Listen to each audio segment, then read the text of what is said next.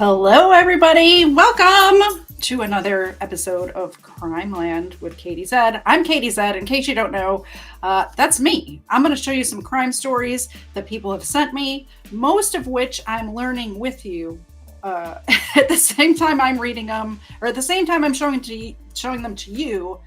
I'm reading them for the first time. So that's the way the show goes, and we're going to do that now.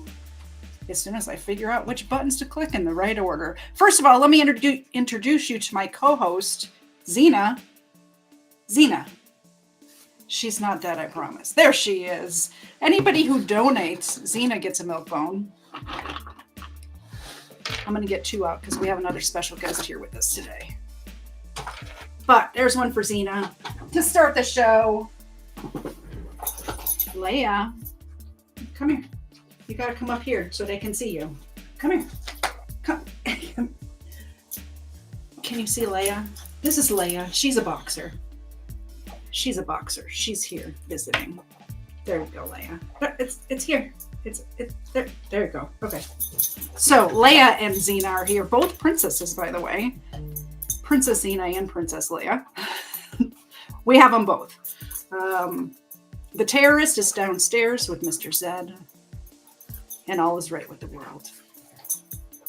All right, so, well, let's say hi to the chat first, and then we'll get into it. That was the wrong screen anyway. Who's here? Number two. Number two's always here. Good to see you, number two. Ron, it's always a pleasure to see you, sir. Carl's Order of the Squirrels says a bunny, question mark, exclamation point.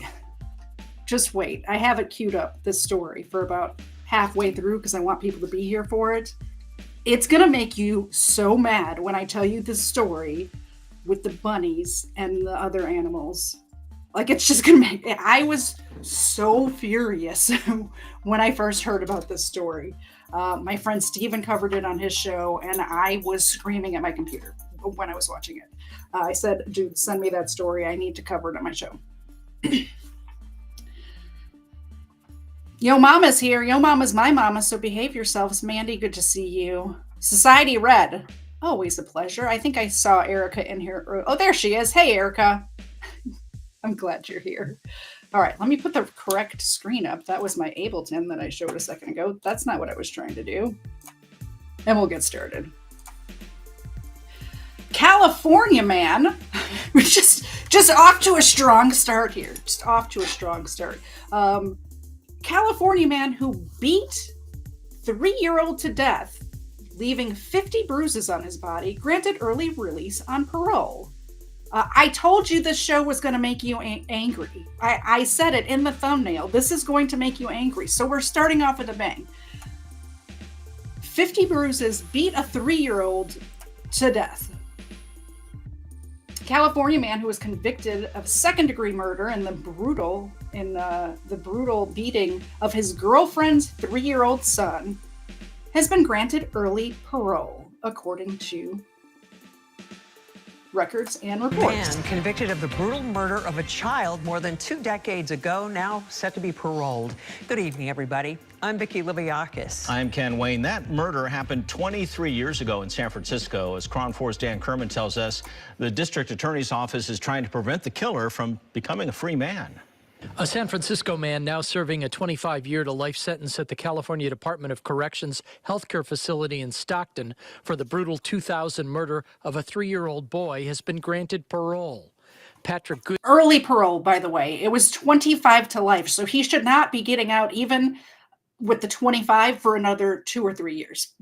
Or early parole. They left that part out. Was convicted of second-degree murder and child abuse in the beating death of his girlfriend's 3-year-old son, Elijah Sanderson. Prosecutors say the child had more than 50 bruises on his body. We're talking about the murder of an innocent and vulnerable 3-year-old child in the brutal fashion that he was killed. To grant parole on just the second attempt, when we have seen, even at the last hearing where parole was denied, that this is a person who was still in denial about his actions and his conduct on that during that incident. We shouldn't. Now, I want to give credit where credit is due, because a lot of times it's the prosecutors who are advocating for early release of these people. And this is not the case here. This is the prosecutor arguing to keep this guy in prison. So, and in San Francisco, I was a little taken aback when I figured out that this was the prosecutor trying to keep this guy in prison, because that's not usually the case there. And be in this posture now. San Francisco District Attorney Brooke Jenkins' office was at the December hearing and argued against parole. We have to be advocates for public safety, and we have to make sure that people, serve the time that they were sentenced to, but then also that when it's time for them to integrate back into the public, that they are ready to do so and to be productive members of society. And right now, we do not have faith and trust that this individual is ready for that at this time, and that, again, he poses a significant public safety risk. The DA's office is now in the process of drafting a letter to Governor Newsom asking him to intervene and overturn the parole board's decision. Overturning such decisions is not unheard of. The governor did that 8 times last year and 21 times the year before. Dan Kerman, Crown 4 News. Thanks, Dan Kerman. Appreciate you. 25 to life should mean at least 25 years, in my opinion. Next story. What do you guys send me? What? Naked man beat. I am laughing, but I'm going to try not to laugh because this person was beat to death. But why does it have to be a naked guy? Why? Why does it have to be a naked guy? Naked man beat delivery driver to death with a piece of firewood. Interesting choice of weapons. Let's see what happened there. To friends, Scott Jackson was generous and reliable. A doting grandfather and the kind of dad who danced to make his daughter blush. I'll be like, Dad, you're so embarrassing. And I wish I could just tell him that so bad. Like, just embarrass me one more time, annoy me one more time. Like, this is going to make me cry. This is going to make me cry. Just bug me. Balloons and a picture now rest in the yard where her father died. Jackson was delivering firewood Saturday to this man, who asked to remain anonymous. As we're loading up the wheelbarrow, this random guy shows up and gets directly in my face, confronts me and accuses me of being on his property, being in his house, and he never wants to see us again. They say they asked the naked man, later identified by police as Crisantis Amandi, to leave so they could all get out of the cold. According to an arrest warrant, that's when the 27-year-old grabbed a piece of firewood and hit Jackson in the head before turning toward the other. When he was pursuing me and attacking me, I was looking at death in the face. He escaped and called 911. Court documents indicate Amandi returned to an Airbnb down the street where he'd rented a single room. A tenant staying in a different room told police Amandi, still naked and yelling threats, then tried to force his way into her room. Police arrived and say they tased the 27-year-old after he refused to follow their commands. He took somebody.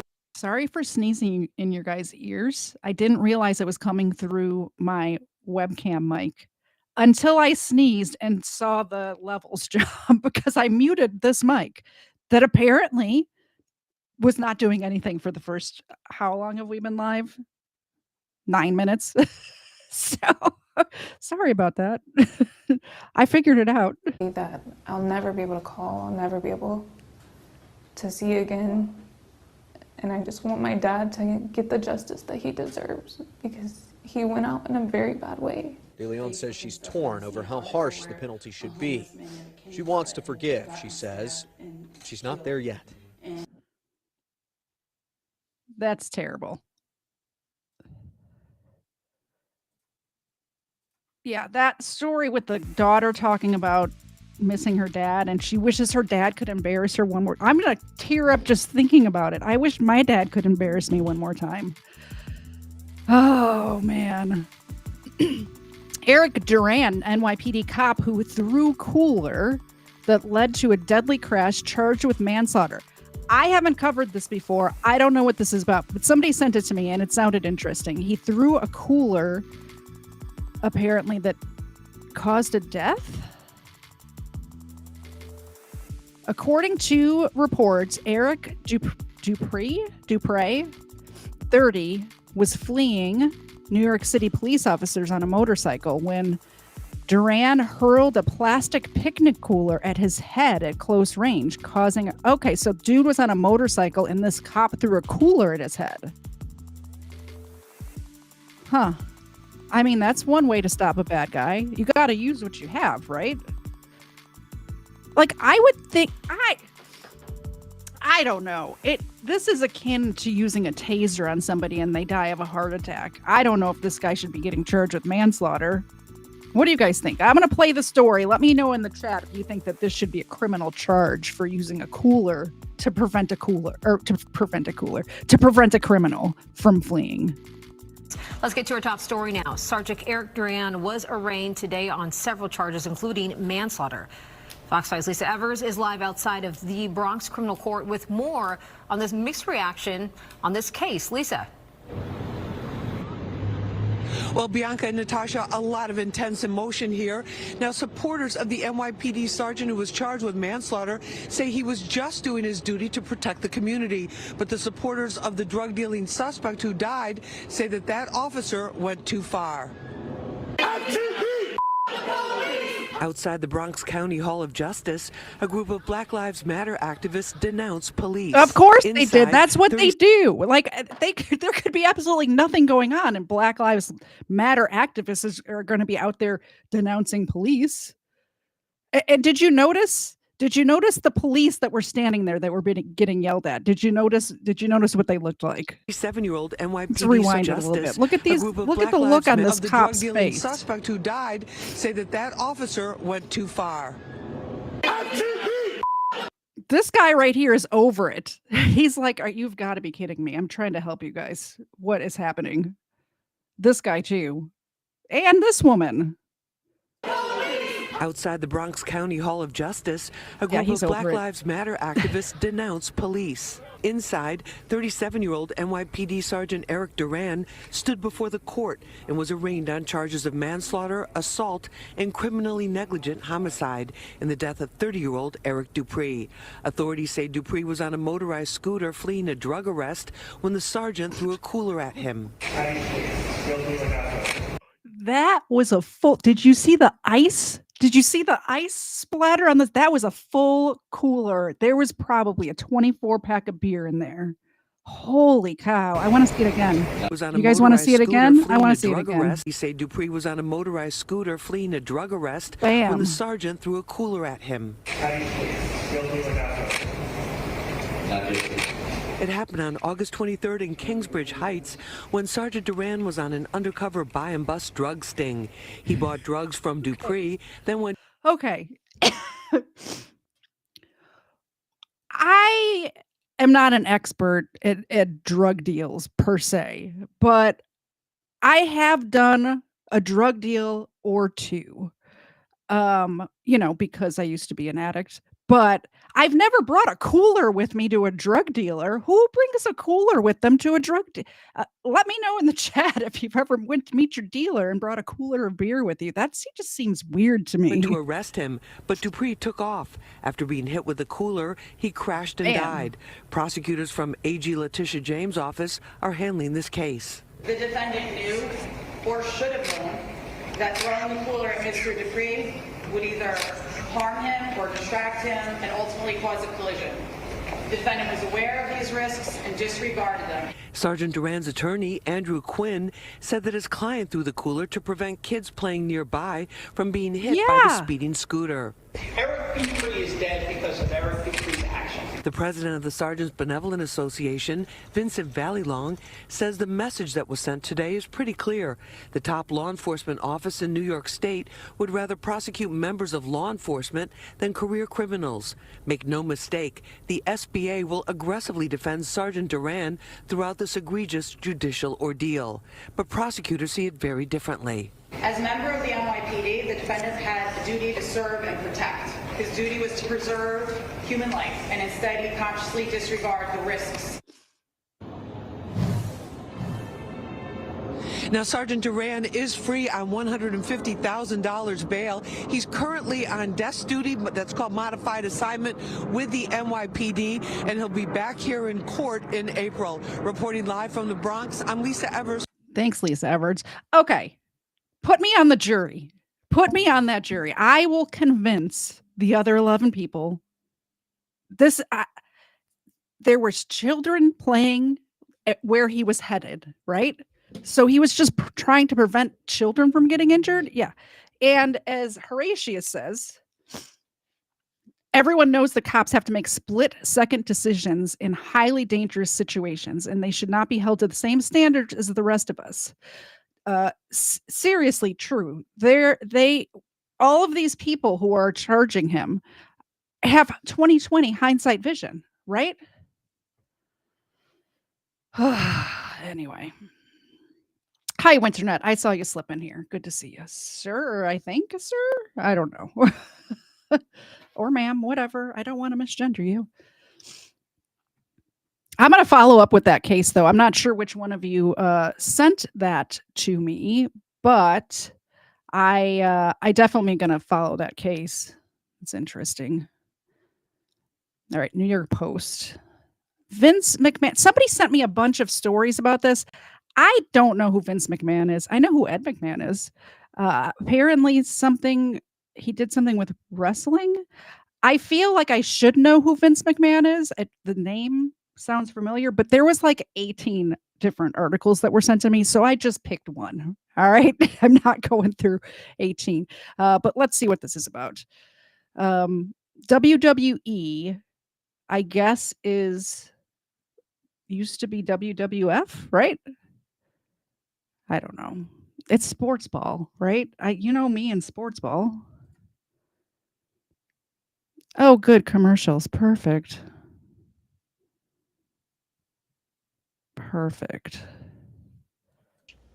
Absolutely disgustingly horrible, and he needs to be gone and done, and I hope there's criminal charges brought if any of this is even remotely true, which, with there being so many NDAs and a long list of things, it's like I can't fathom how it isn't.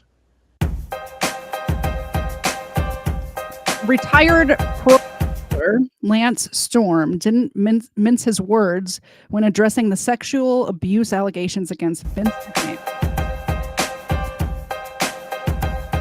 Storm told Wrestling Observer Live, the co-host Brian Alvarez, that he hopes criminal charges. Can't read out loud that fast, guys. And that he's I'll rewind it a little bit.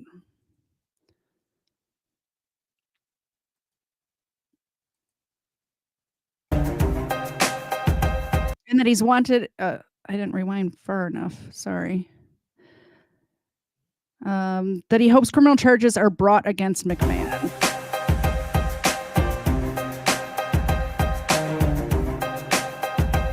And that he's wanted the WWE to cut ties with him since a 2022 Wall Street Journal report first revealed payouts to multiple women who had alleged sexual misconduct. I mean, what were they wearing is my question.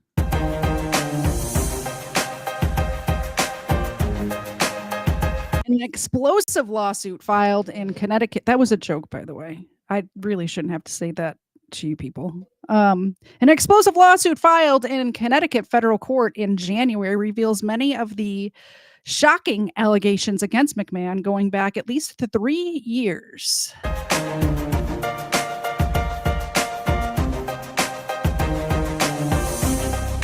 Former WWE employee Janelle Grant broke her silence in court documents, claiming he sexually abused her, defecated on her, and sex trafficked her to other WWE executives.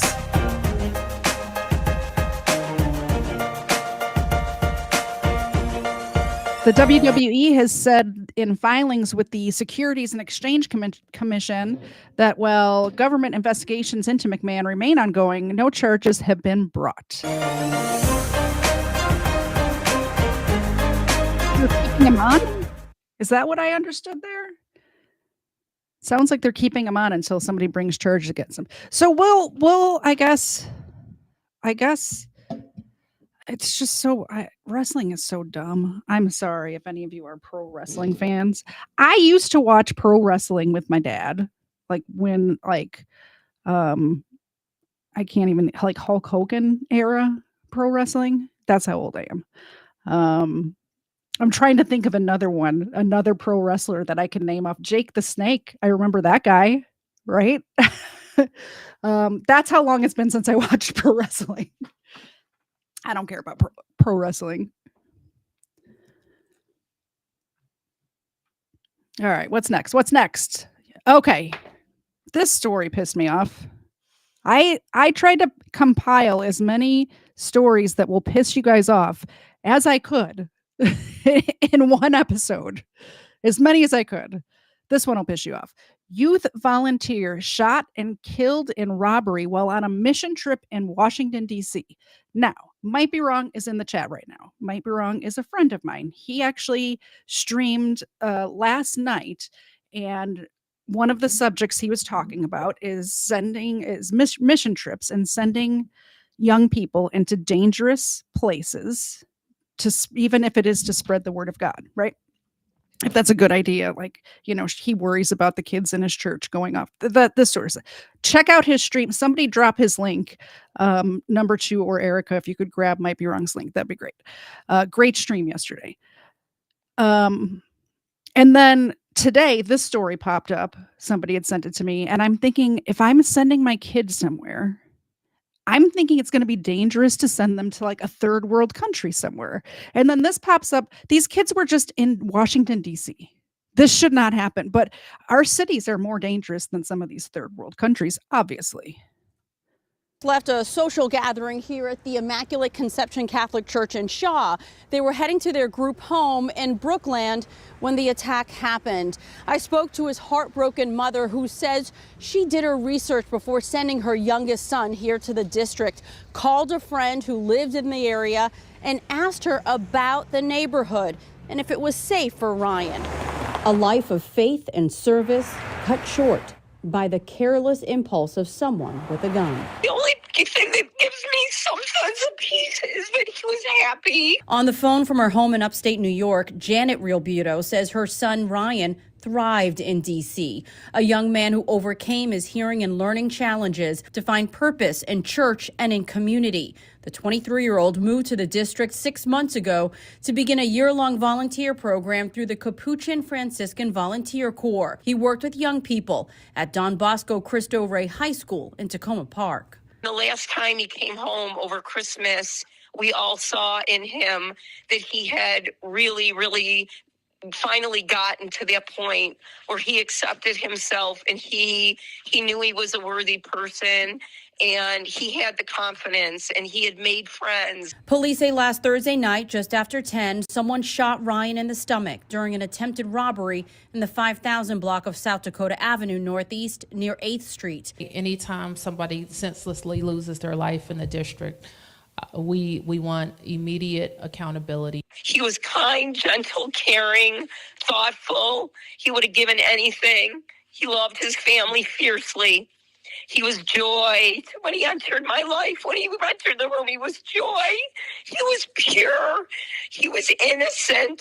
He lived a life with meaning and a life that had impact. Police are offering a $25,000 reward for any information leading to an arrest in this case. In Shaw, Delia Gonsalves, WUSA 9. So sad. Very, very sad story. And like I said, you think of these sort of things happening in country. I forgot that I had made Might Be Wrong a mod, so you could post links when we were having incursions over on this channel a while back. He's so young. He was just trying to spread the word of God, and then this happens. Catholic volunteer killed on way home. I think this is just the same story again. Yeah. So that's what the world we're living in. I told you I was going to piss you off today. Did that piss you off? It pissed me off when I saw it. Here's another one. Vegas pastor Nick Davey fatally shot in front of his kids after dispute with a female neighbor in a gated community. We're here to pay tribute to a great man of God, Nick Davey. We're here to show our love and support for his precious family. The moment a Las Vegas pastor was fatally shot was caught on camera by one of his children. Oh my goodness. As an alleged dispute with his neighbor unfolded to a tragic end. According to a wrongful death lawsuit filed by Nick Davey's wife, Joe Junio had been showing signs of escalating, threatening behavior towards the family for weeks.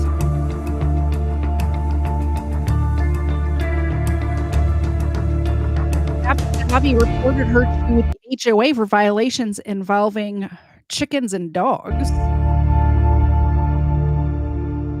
the deadly encounter unfolded as the couple and their 2 children were leaving their home for the evening, and they were confronted by Juno.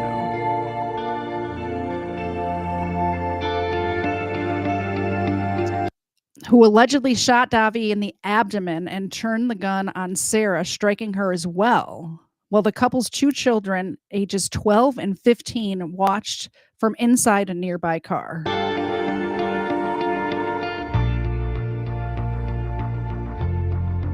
Nick Davey, age 46, was a pastor at the Grace Point Church in North Las Vegas.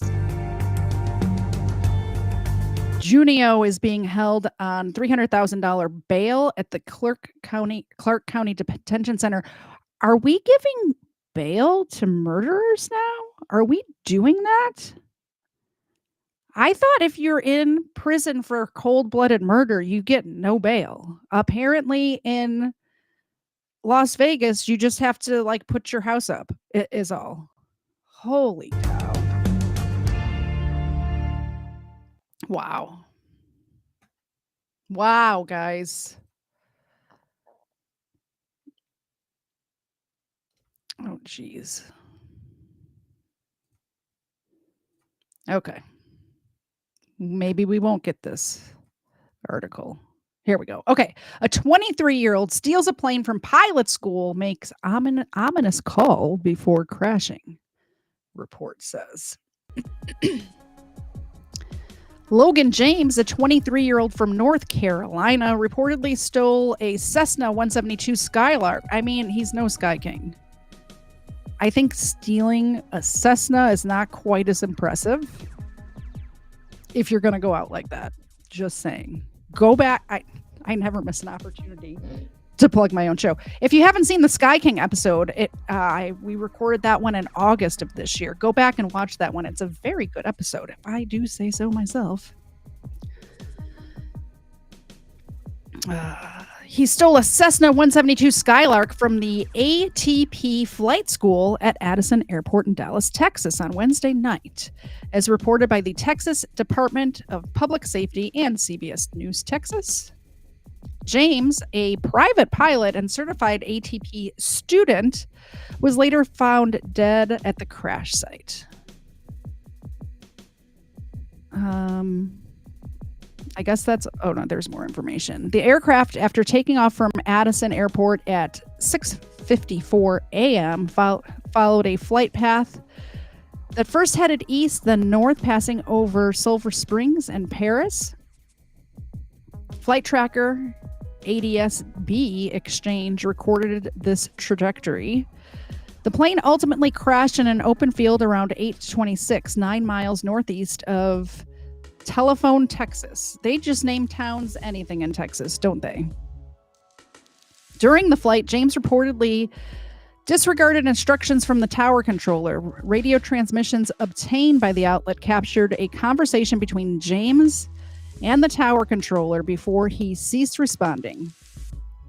I'm going to pull the comms 1 circuit breaker and the COM 2 circuit breaker right here soon. As soon as I unkey the mic, James said. The Addison Police Department initiated an investigation to determine if the plane was stolen. Concurrently, the Federal Aviation Administration and the National Transportation Safety Board launched their own investigations into the incident. James started training at the flight school in June 2023. His aspiration was to become a commercial airline pilot. His father described him as a wonderful son with a gentle, loving spirit. This is another one of those stories where, I mean, I guess there's not really enough information. I know that when Sky King Jr., I know that when Beeble Russell stole that airplane, his goal was to crash and kill himself and not harm anybody else. It doesn't seem like this kid was out to harm anyone else, but it's not unclear to me right now if his goal was to kill himself. I guess it depends on how he crashed in the field, like if he tried to actually land it or if he actually meant to crash. I'm not sure. All right. Real quick. I wanted to let you guys know that Xena and Princess Leia over here are very hungry. We have the dog treats right here.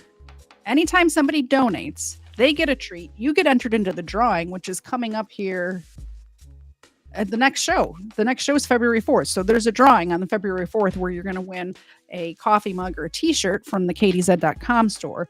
If you would like to purchase anything from the KDZ.com store, you can do that. We have all the things. We have t-shirts. We have coffee mugs. Xena even has her own line of stuff. You can get a stemless wine glass that says True Crime with Xena featuring KDZ. There's pet bandanas, all sorts of stuff over there. So definitely take a look over at KDZ.com.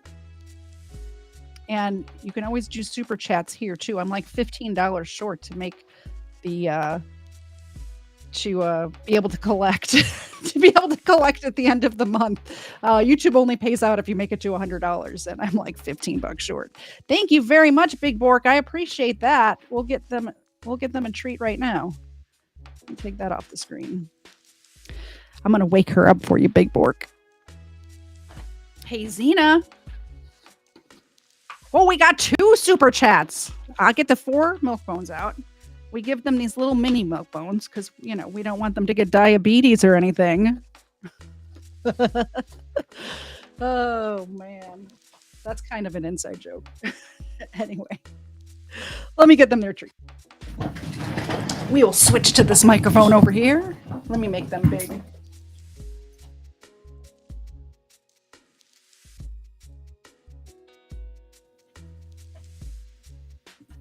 I realized you guys can't hear me if I turn off my camera, so I have to just make them big. Okay, Xena, you ready? You ready? That's one for you. There's one for this puppy. There's another one for you. And from Princess Leia. All right. Good dogs. Good doggies. Oh my goodness, another one. Hold on. I'm not turning the camera back on yet. I gotta dig more treats out. Thank you, thank you, thank you. Big Bork, little bite.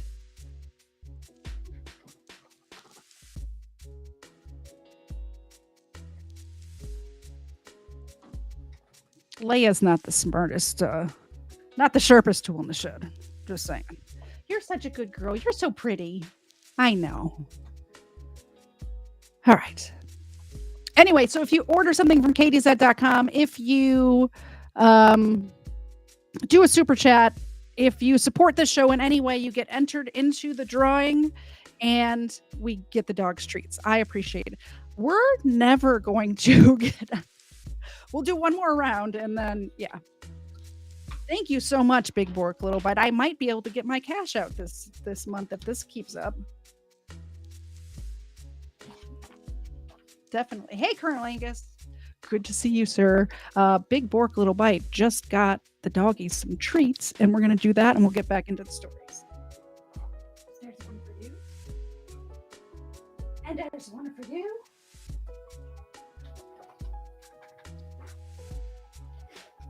So generous. I appreciate you guys. I appreciate it. Yes, I'm using crack.com as one of my sources. So I saw this on Twitter, but I didn't want to just put up a Twitter, a Twitter tweet, I guess it is, X, whatever it's called, right? So I found an article, and it was on crack.com. And there was other articles on other, but I thought it was funny to use crack.com as a source. Panic and confusion in comedy club as Mark Norman's set is shut down.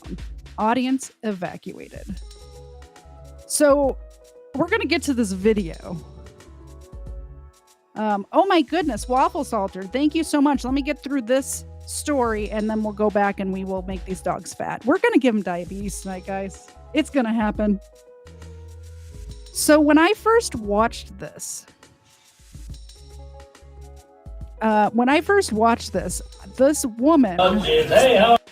this woman who comes up on stage after the thing happens to calm down the audience is not good at her job at all. Definitely not good at her job. It's crazy how bad she is at her job. So, yeah. Buddy. Okay. All right. Uh-oh.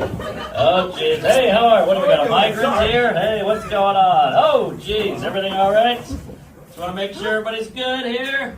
What's going on? Uh-oh. Oh, boy. Hey. Anything can happen at a comedy show. That was some kind of weird swinger sex party thing. Oh, God. Somebody got tased. Oh, boy. Okay. Oh, wait, whoa. I really froze there. I went Mitch McConnell. All right. Okay. What the fuck? So Horatius says, strange prank. It wasn't a prank. That guy was running from the police. The police were chasing him, and he ran inside of the comedy club and ran up on stage, which is a weird way to get away from the police, to put yourself in the spotlight. But they take the comedian off the stage, right? And then this woman who works at the comedy place, whatever it is in New York, comes up on stage and does the absolute worst job ever.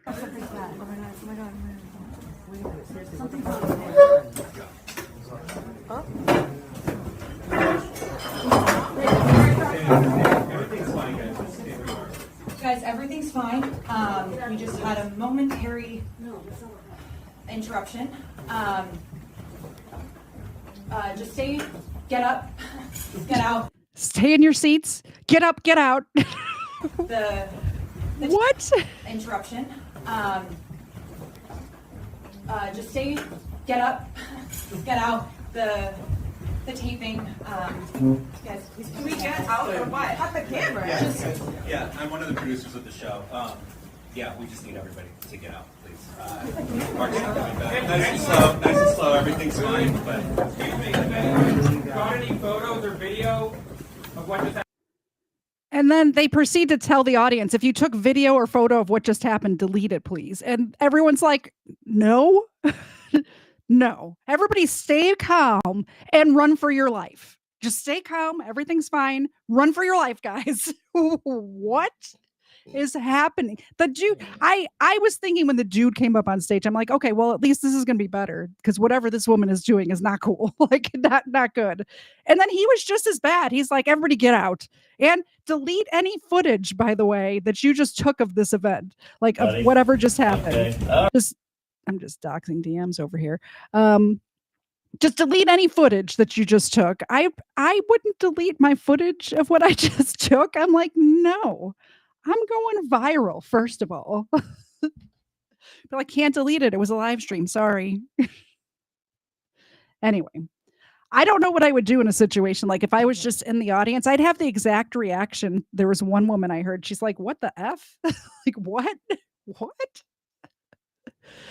Yeah, I would have the exact same reaction. Like, delete our camera. What? No, absolutely not. That's not happening. Like, did you see how many cell phones were out as well? Yeah.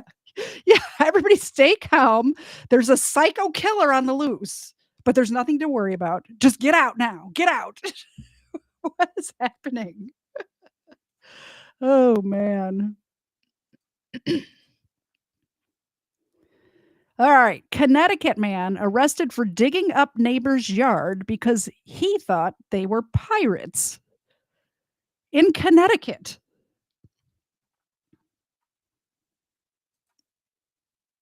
Let's see what. Oh, there's a TMZ article. Let's see if I can get you. When I click it, it just goes on the screen. I can't open the link, but I can't get you it. But maybe before we move on, we'll try to pull that up. Because I trust the source. It might be wrong in sending me stuff. I trust the source. I think I can capture it. I trust the source. There we go. Rushed off stage at NYC Comedy Club. Audience evacuated. Okay. All right. Oh, jeez. Hey, how are you? What do we got? A migrant here? Hey, what's going on? Oh, jeez. Everything all right? Just want to make sure everybody's good here. What's going on? Uh-oh. Oh, boy. Hey. Anything can happen at a comedy show. That was some kind of weird swinger sex party thing. Oh, God. Somebody got tased. Oh, boy. Oh, wait, whoa. I really froze there. I went Mitch McConnell. All right. All right. Okay. What the fuck?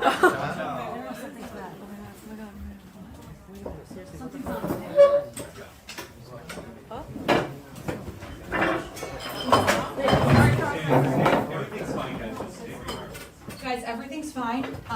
We just had a momentary interruption. Just get up, get out. The taping. Guys, please can we get out or what? Cut the camera. Yeah, I'm one of the producers of the show. Yeah, we just need everybody to get out, please. Mark's not coming back. Nice and slow. Everything's fine, but. Excuse me, if anyone got any photos or video of what just happened? Yeah, okay, that was the same video. All right, what does this say? This is from the New York Comedy Club. It says, regarding last night, we received a handful of inquiries regarding a viral clip of our club being evacuated last night. First and foremost, nobody was harmed or injured. The disruption was part of a filming by Hi, the producers that rented out our venue for the night. So since this took on a bit of a wild narrative, if you were in attendance for the taping, we'd love to host you for an actual show. What? Why did the people who were tweeting the raw video say that it was a police chase? Like the tweets that I read were tweets from people who were there. If you were at a taping of a show, wouldn't you know that you're at a taping of like a TV show? I don't know. That seems, I don't know. I don't know if I buy that, guys. Mark Normand was whisked away in the middle of his stand-up show this week. And it was made for a scary moment because the audience was eventually asked to GTFO too. The comedian was in the middle of a set Wednesday night at the famed New York Comedy Club when all of a sudden there was some frantic activity out in the crowd, which wasn't all that big, making the commotion very noticeable and suspicious. Mark noticed too, and he awkward. Here's the thing, that comedian Mark or whatever didn't seem like he knew what the heck was going on. He's not that good of an actor. I think the Comedy Club is lying to us. That's what I think. Allegedly, the Comedy Club is lying to us. It's pretty freaky, and you can tell the audience started panicking because nobody was saying what was happening. And if anybody was in danger, eventually they were asked to leave by the producer of the show, although no proper explanation was given or why. People started getting up from their seats and filing out while the producer asked them to keep calm. It's hard to say if they actually did or not. Well, it was New Yorkers, so probably not. Yeah, that's weird. That's weird. I don't know what the real story is. I don't know. We'll follow up on that one too. While we were doing that Sky King Jr. story, though, Waffle Salter made a very generous donation super chat.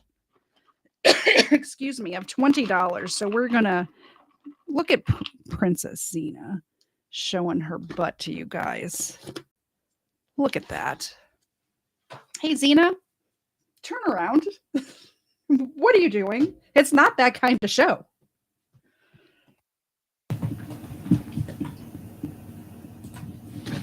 Come here.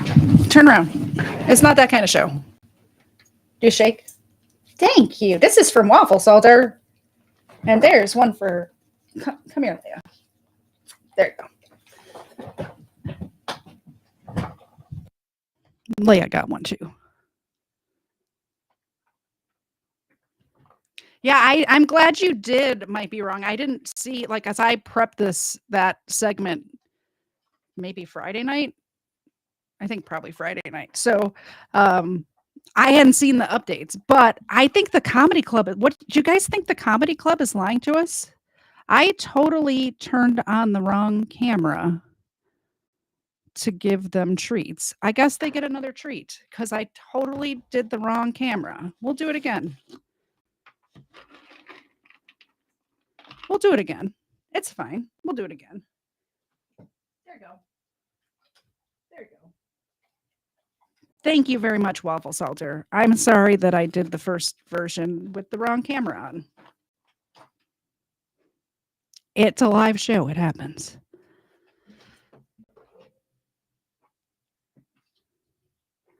My voice is cracking? Is my mic cracking or is it the mic or is it me? What are you talking about? If it's the mic, I don't know what's up with the mic. When I have it set up on the XLR, for some reason, let me try this.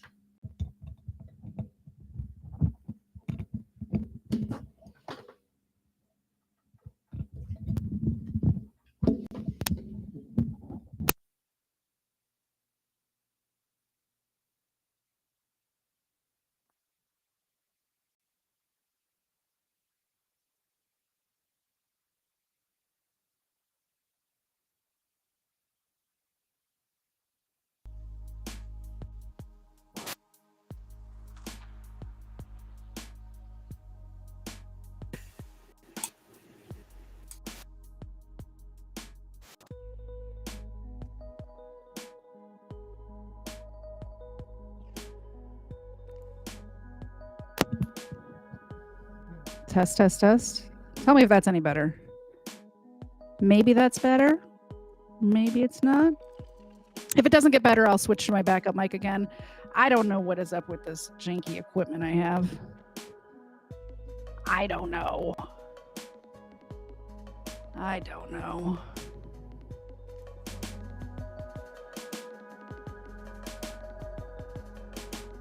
Texas teen shoots, kills neighbor after dispute over dog. Isaiah Kello, 18, faces murder charge after fatal shooting in Garland, Texas. And we have commercials. This is Lachlan by Aesthetica in color R12. Perfect.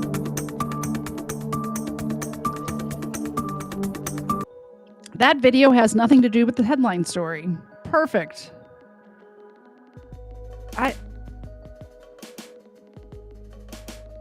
don't know. That story's not there. I guess we're skipping that one.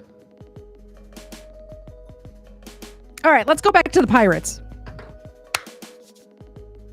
Connecticut man arrested for digging up neighbor's backyard because he thought they were pirates. A Connecticut man was recently surprised to find their neighbor digging up their yard one Saturday morning. When they confronted the neighbor, the man began threatening them with the rock rake he was holding. When police showed up, the 62-year-old man named Mark Utterstadt told them he owned the neighborhood and that he believed the neighbors whose yard he was digging up were pirates.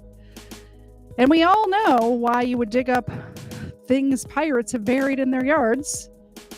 I honestly couldn't think of a better excuse for digging up my neighbor's yard.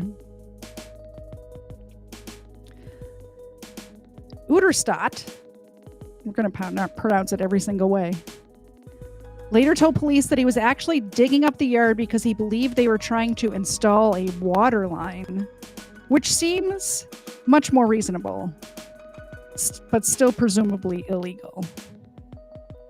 Utterstadt is now being charged with risk of injury and second-degree threatening, fourth-degree criminal mischief, breach of peace, and a simple trespass as a result of his bizarre outburst. So I'm guessing they were not pirates. Totally yes, totally clickbaited. Totally clickbaited.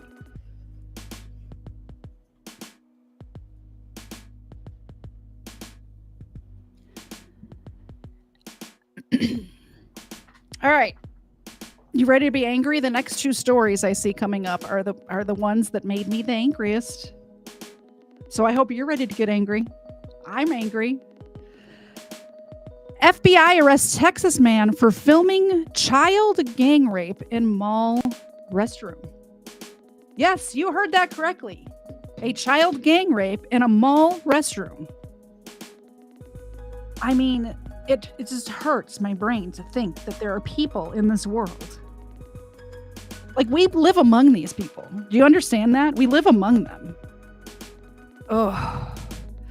The suspect, 29-year-old Arthur Hector Fernandez III, has been charged with the sexual exploitation of children.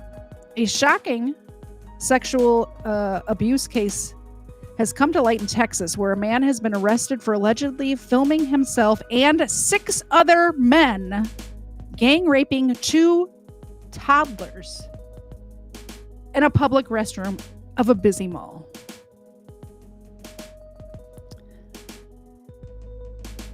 The FBI announced this week that they received videos of the horrific crimes from the Australian Centre to Counter Child Exploitation, which discovered them on the dark web. The dogs are upset about this story as well. Did you hear them? It's nice to know that these agencies from around the world are working together to stop this stuff. It does make me feel a little better to know that. So Australia found it, and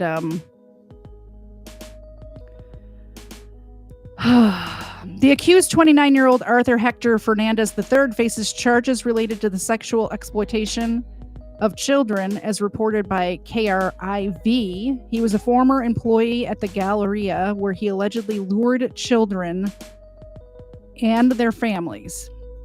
According to the report, one of the videos showed a male child lying on a changing table, and I don't want to read the rest of this, guys. If you want to read this, it's in my Discord. I'm not going to read the details of this one. I'm sorry. I can't. But no, they got this guy. He's off the streets. Just they got him. I'm not reading the details of that. Sorry.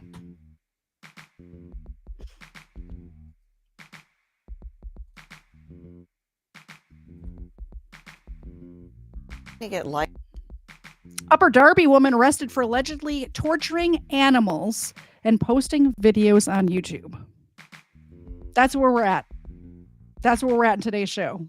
The animal torture. Likes and follows on YouTube, is now behind bars for her horrifying antics. She's accused of torturing animals and posting those videos online. They say she even interacted with her followers while she was carrying out the cruelty. Action News reporter Catherine Scott is live from Upper Darby Police Headquarters with more. You almost are left at a loss for words, Catherine. Tam, these allegations are beyond disturbing. Authorities say that this woman did confess to her part in these videos, and they're investigating to see if anybody else was involved in producing them. We have a range of species being tortured in these videos. All of these animals were fully conscious and suffering as their bodies were torn apart. Now, the second aspect is among the officials from the animal rights group People for the Ethical Treatment of Animals who reached out to Upper Darby Police last Friday morning. Their email pointed to 28-year-old Anagar Monsi from Upper Darby Township. They say she mutilated and killed animals live on her YouTube channel. Within 2 hours of receiving that email, police had Monsi in to be interviewed. So far, local authorities are investigating 4 videos since last July in which she tortured and ultimately killed a chicken, a pigeon, a rabbit, and several frogs. Police say Monsi would solicit more likes and more viewers, and once she was satisfied, she would proceed in harming and ultimately killing the animals. Officials note some of her commentary and the comments on her videos were sexually charged. Monsi was arrested and charged with 4 felony counts of aggravated animal cruelty. These acts of this animal cruelty are barbaric. They're inhumane, they're heartless. I don't know how anybody could do this. We all eat chicken, cows, whatever, but we do it humanely. Yeah, we do that. Well, first of all, factory farming is not humane. But there's a difference in torturing an animal to torture an animal for clicks and views and prolonging that on purpose than to, snap a chicken's neck so you can eat it for dinner. There's a huge difference there. Just for to gain followers or whatever, she should be in jail. It is upsetting too, because it's like, how you going to torture an animal like that? But it was really disturbing. It's very inhumane. I couldn't even watch it. Like I had to call my mom and be like, hey, the kids are on TikTok. Check their stuff because I don't want them to see that. Monsi was unable to post bail and she remains in jail. We are live in Upper Darby. Catherine Scott, Channel 6 Action News. Catherine, thank you. Thank you, Catherine. Upper Darby police say a woman trying to... Here's another story about it. And I'm assuming since according to David from Upper Darby Police, in 4 separate incidents, Anagar Munzi tortured and killed a rabbit, pigeon, frogs, and a chicken. Doing all of this live on her YouTube channel. Thousands of people watching each time. The affidavit indicates the 28-year-old committed the crimes for attention and admiration on social media. Detectives stated that last July, while mutilating a rabbit in her former home on Chestnut Street in Darby, Monzi, quote, appeared to prolong the torture by stopping to read and respond to comments. This went on for 30 minutes. Then last Thursday, on Munzi's birthday, police say she, quote, repeatedly commented on the number of viewers and birthday stream, guys. I'm going to torture this chicken. Don't forget to donate. Click the like button. Likes and solicited more praise before she killed a chicken at her most recent home on Marshall Road in Upper Darby. The people who enjoy that kind of material will seek it out and will even pay for it. The content is extremely disturbing. Kristen Rickman works with PETA. She tells us the animal activist organization notified police last Friday. I need to get some gloves on. After the public contacted them about the videos. We hate seeing these kind of things, and it seems ironic that some of the people who care the most about animals have to be the ones to bear witness to these. I really hope that this is very well known in whatever jail she's going to, because a women's jail, women don't mess around with messing with animals and children and things like that. So I hope it's very well known what she's in there for. Unthinkable acts, but it's necessary so that we can stop future incidents from happening. According to the affidavit, detectives went to Munzi's home the same day PETA contacted them. They say during her interview. It really pains me that I'm agreeing with PETA right now, too, by the way. This is not very unlike me. I'm not usually on PETA's side. Munzi admitted the YouTube channel was hers, and she is the woman seen committing the cruel acts. She's been charged with 4 counts of animal cruelty and torture. These videos are so psychologically damaging that we could be harming future generations by allowing this kind of content to perpetuate. And moving forward, PETA organizers ask that if you witness any type of animal cruelty, even if it is online, to not encourage it, but instead report it immediately. Monzi is currently being held at Delaware County Prison. Reporting outside Upper Darby Police Headquarters, Leah Uko, NBC 10 News. Who do they think you report it to? Like, if I see some random person on YouTube torching an animal, who am I going to report that to? YouTube? YouTube doesn't do anything. YouTube doesn't do anything. Anyway. So I hope your heart rate's up. Mine's definitely up. That pissed me off. I just, I don't ever condone violence, but man, my urge to punch that woman in the face is so strong right now. So strong. Violence is only acceptable in self-defense situations, guys. We don't condone violence over here. Most of the time. We'll let it slide this time, though. We'll let it slide. Judge rules Louisiana Tech stabbing suspect competent to stand trial.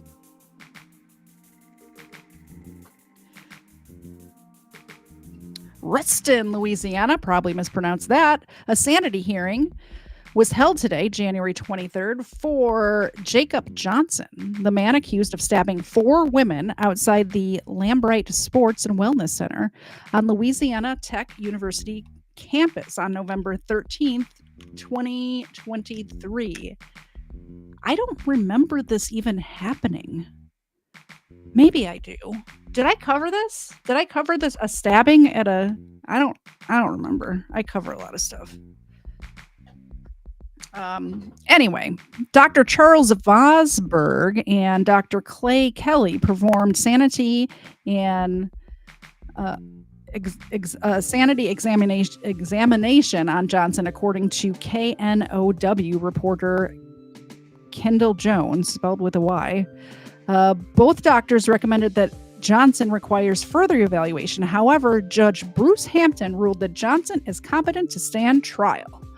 According to statements made today by Johnson's lawyer, Rick Candler, there were 14 complaints at Louisiana Tech of Johnson hearing voices, but nothing was done. The trial will move forward, starting with pretrial motions being held on Tuesday, March 19th, 2024.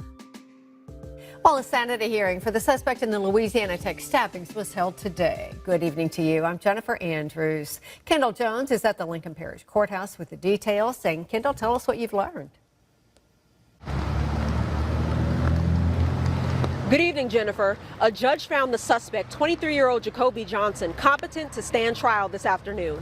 He's accused of stabbing 4 women outside the Lambright Sports and Wellness Center on campus on... She's just reading the same thing I just read. We'll skip it. So let me know if that's a trial that you would like me to follow. Seems interesting.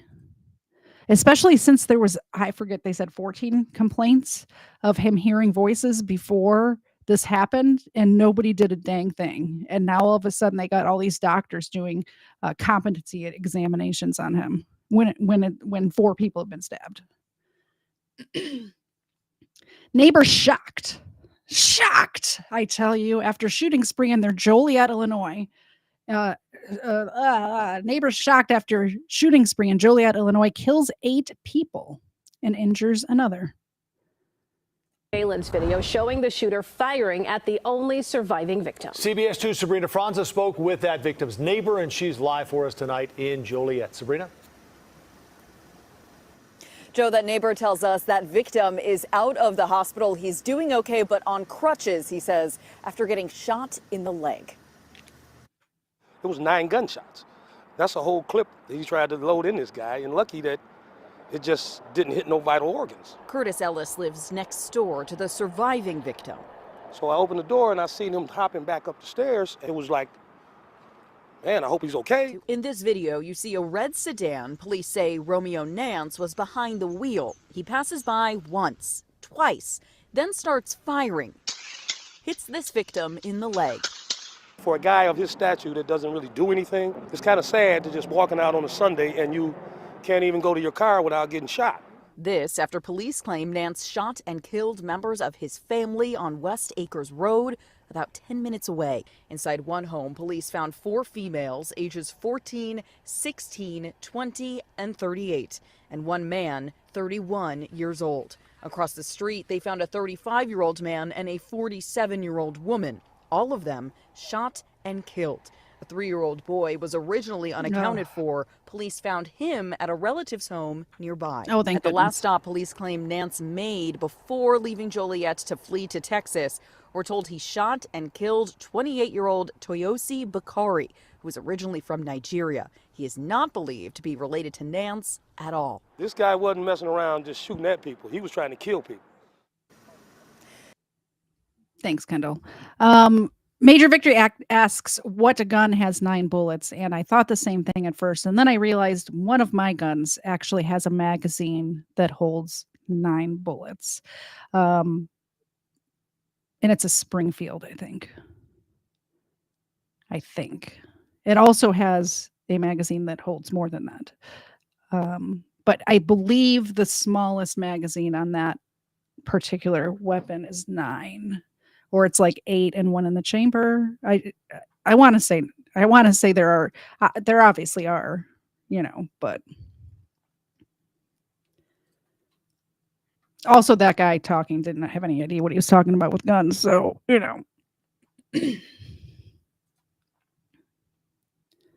suspect in the killing. Okay, so this is an update on it apparently. Force is one of several agencies involved in this manhunt. Authorities asking residents to call police but to avoid engaging that suspect if they spot him. This newly obtained video shows one of the shootings police are investigating. The suspect in a red Toyota Camry speeding off after police say he wounded a man in the leg. It's one of 4 crime scenes allegedly connected to 23-year-old Romeo Nance. With a crime of this magnitude, with this heinous act, we are putting everything in our power to bring this individual to justice. Police say Nance is suspected of shooting and killing 8 people, 7 of them in 2 houses in the 2200 block of West Acres Road. I was gonna look because Mr. Zed said it. The smallest one is 7 and 1, and I reached down to take a look to see if that was true. And somebody didn't put it back after they went to the range. What would happen if somebody busted in here right now? Road. I've been a policeman 29 years. This is probably the worst crime scene I've ever been associated with. The motive unclear, but police say Nance knows the victims, and one of the homes is Nance's last known address. The bodies discovered after that residence was placed under police surveillance, following 2 shootings on Sunday, including that one caught on video. It shows a man getting supplies from his car in the 200 block of Davis Street in Joliet. When that Toyota pulls up, a few words are exchanged before the driver pulls away. But moments later, as the 42-year-old victim walks home, the driver pulls around and opens fire. Curtis Ellis is the victim's neighbor. My wife could have been out there taking groceries out of the car just like this guy was taking water out of his car. And it doesn't seem like he even knew the guy. Authorities say 10 minutes after that shooting, Nance shot another man in unincorporated Joliet Township who later died. Police say Nance is 6'2", 160 pounds. That red Toyota Camry has Illinois plate number Q730412. Police say Nance does have a criminal history. In fact, records obtained by the ABC 7i team show about a year ago he was arrested on multiple felony gun charges. Police this evening could not confirm whether or not he's currently out on bond. All right. What time is it? 5:39. It's 5:39, which means a little behind the scenes here. There should be a casserole in the oven at this point, is what I'm saying. It's 5:39. Okay. Got that out of the way. I don't know what this is. The title is just this is evil. This is as evil as it gets. So I'm kind of worried. I think Horatia sent this to me. That worries me a little bit. We're going to find out together. Video starts as 78-year-old Linda Morrow arrives early for a prayer meeting at Hilldale Baptist Church in Clarksville, Tennessee. Two women join her. One sits in front, the other right behind. They strike up a conversation. Then it happens. One stranger asks Linda to hold hands and pray together. Her head bowed and eyes closed, Linda is distracted. Cops say the woman behind reaches into her bag, takes out Linda's wallet, and helps herself to the cash and other items. Then she puts the empty wallet back in Linda's bag. The two women hightail it out of the church. Cops say these suspects went on a $7,000 shopping spree at a Sam's Club store using Linda's credit cards. Later that night, the outraged I have a feeling they were not buying groceries to feed their families at the Sam's Club. Does anybody want to take any bets on that? Anybody want to take bets on that? Pastor Larry Robertson spoke out about the theft from the lectern. Keep your eye on your wallet, even at church, I guess. I just never in a million years thought about anything like that happening. It's sickening. What happened is ridiculously evil. I agree, Pastor. I forget your name. But Video starts as 78-year-old Linda Morrow. Ridiculously evil is a great way to put that. Can you believe? I mean, I have no words. I have no words right now. And it's very rare for me to run out of words. Ask Mr. Zed. It's very rare for me to run out of words, but I have 0 words for that right now. Yeah. Unrelated. Mr. Zed has to dip for a few minutes. Unrelated to the casserole. To the casserole comment. 3 dead, 2 injured in shooting during gathering at possible short-term rental. So they're talking about an Airbnb. We believe this was a small gathering that turned deadly. It appears there were a number of people inside the residence, possibly just guessing between 10 to 20 people.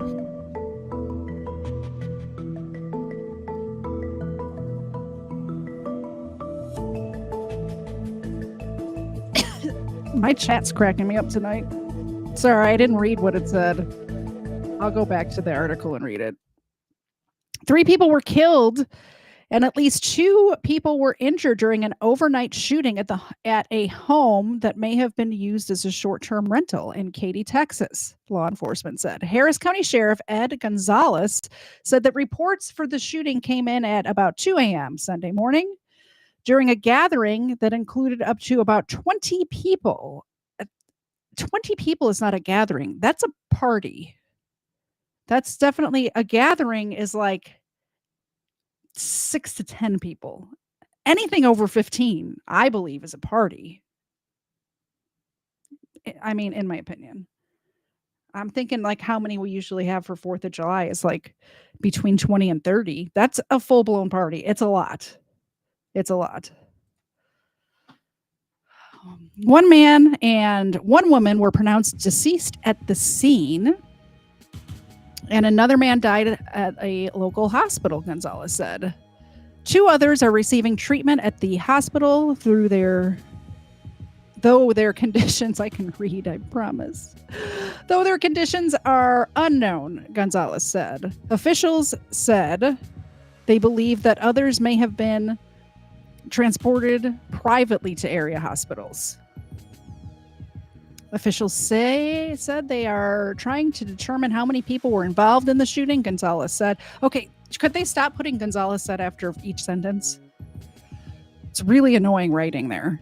Multiple people were shot inside the home, and there is evidence that rounds were fired on a street outside the home, according to law enforcement. There's no known immediate threat to the public at this time, though officials are still trying to determine the motive for the shooting. Could you imagine if like your neighbors rented out a house in this like your perfectly safe neighborhood that shootings don't happen in on a regular basis, and then all of a sudden your neighbors decide to turn their house into an Airbnb, and then this sort of stuff happens? I'd be mad. North Carolina man wanted for attempted murder, hiding in Hudson Valley, New York. A violent North Carolina gang member, in quotes, wanted for attempted murder was found hiding in the Hudson Valley. The Westchester County Police Department confirmed a man wanted by police in North Carolina was found in Westchester County.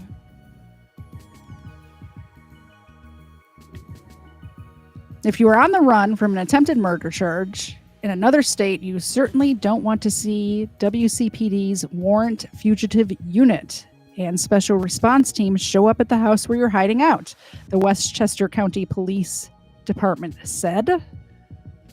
But that's the way it went last Friday for a North Carolina man who fled from the state and tried to lay low in Peekskill.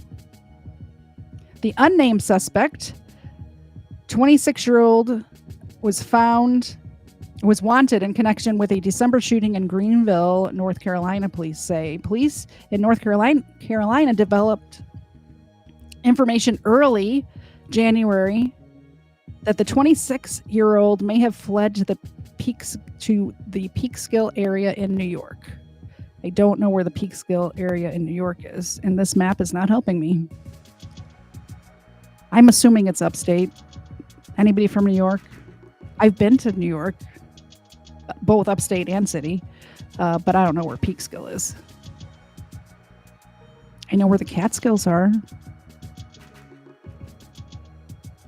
The suspect was tracked down following an investigation by WFU detectives with the assistance of the City of Peekskill Police Department and the United States Secret Service. Following an investigation, police identified a house in the Peekskill that they believed was housing the fugitive. A search warrant was secured through the Westchester County District's Attorney's Office, and the suspect was spotted. There he is. Louis Lugo.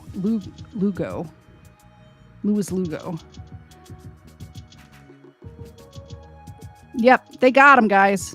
Got him.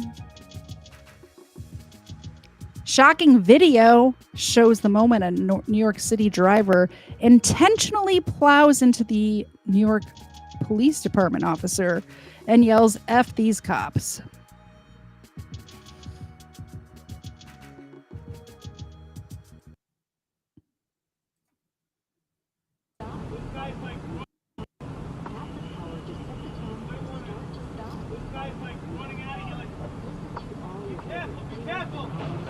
Holy God.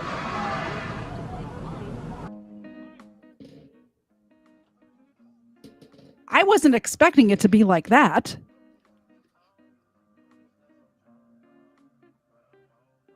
Oh no.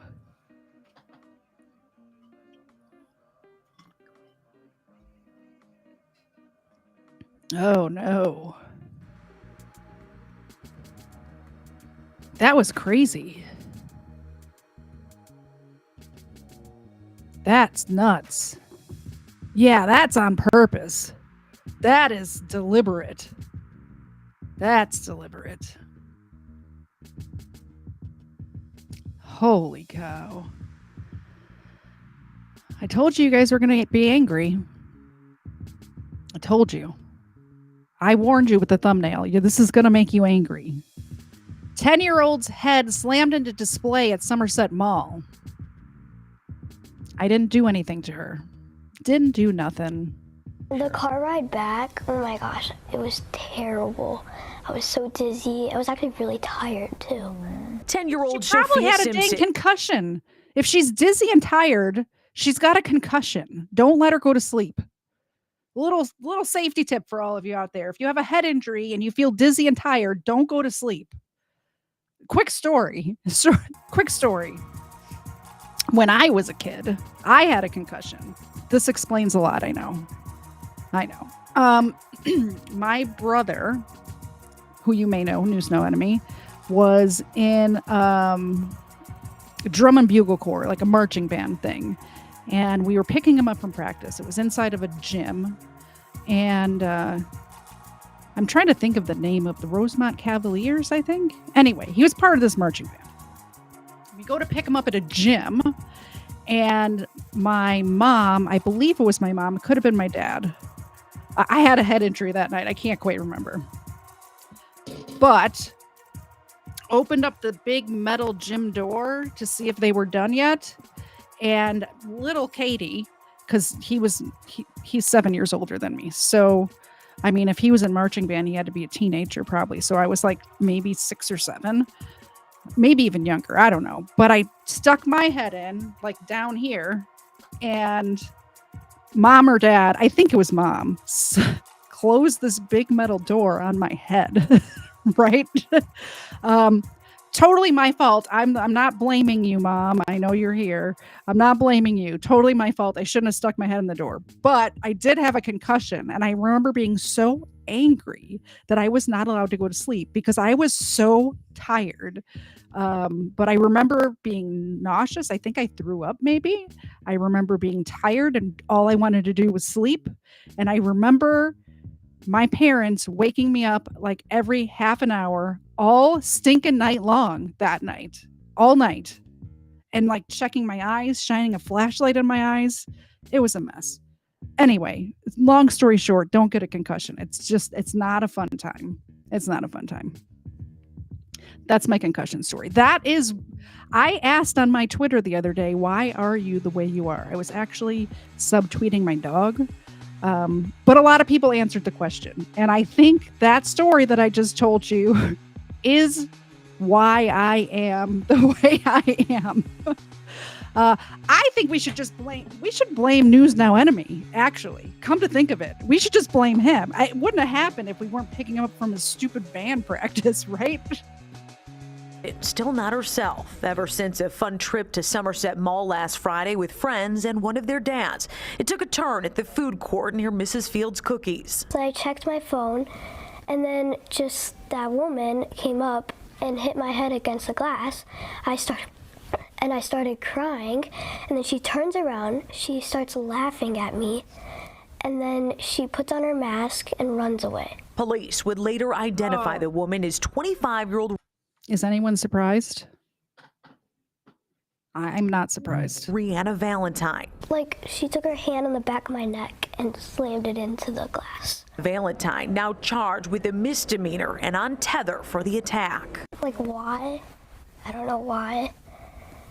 I mean, I didn't do anything to her. It's the million-dollar question. For a grown woman to hit a child is just doesn't make sense to me. I can't understand why she would do that. Even mall security and Troy police only have theories. One thing is for sure, surveillance video shows Sophia did nothing wrong. They reviewed the footage from when the woman first walked in the mall all the way to where the incident occurred, and they said there was nothing. There's no explanation for why she did this. Her parents, Nick and Brittany Simpson, were out of the country when this happened. Imagine that call. Just shocked. I mean, I had to sit down and try to collect my nerves, and a little angry, and everything was just all at once. Little Sophia, all 40 pounds of her, wiped away tears and was able to give security a description of Valentine, who came back to the mall a day later. That's when police moved in, making the arrest. Now it can't happen to anybody else.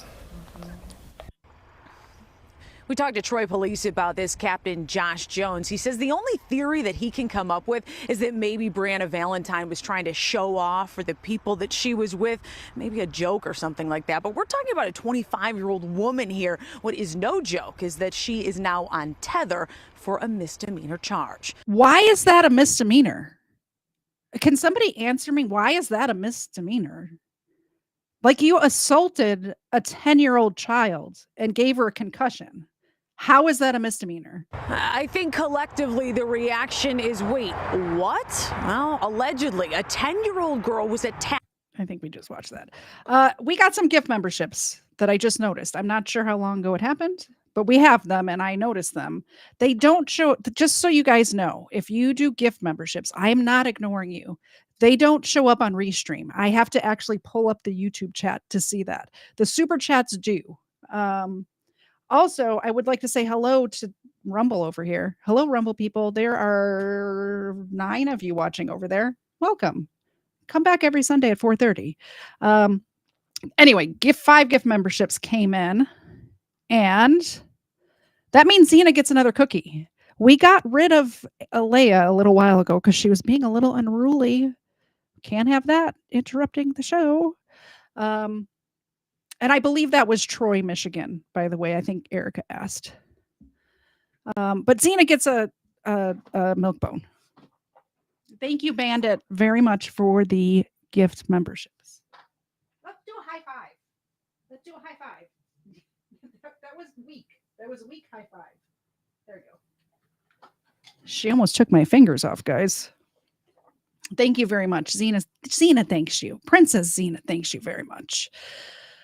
All right. So since that was all the tabs I had pulled up, I have many more tabs, by the way. Many, many more. And I think that the casserole may have gone in the oven late. So let's cover a few more stories. A little bonus for you guys. A little bonus. Let's pull those up.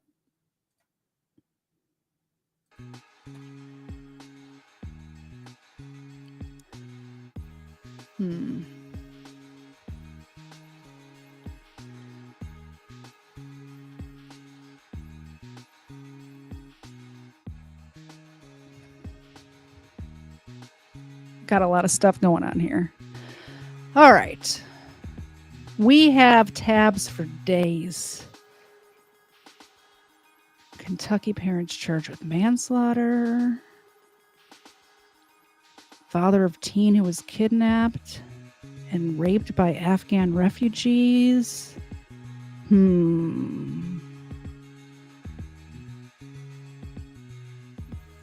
get rid of those.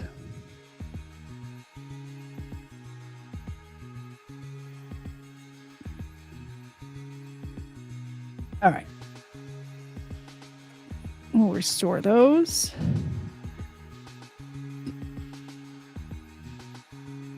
And we will restore those.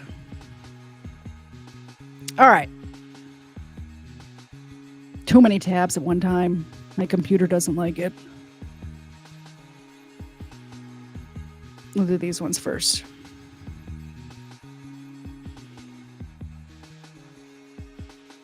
I don't know why this is happening. Why won't that go away?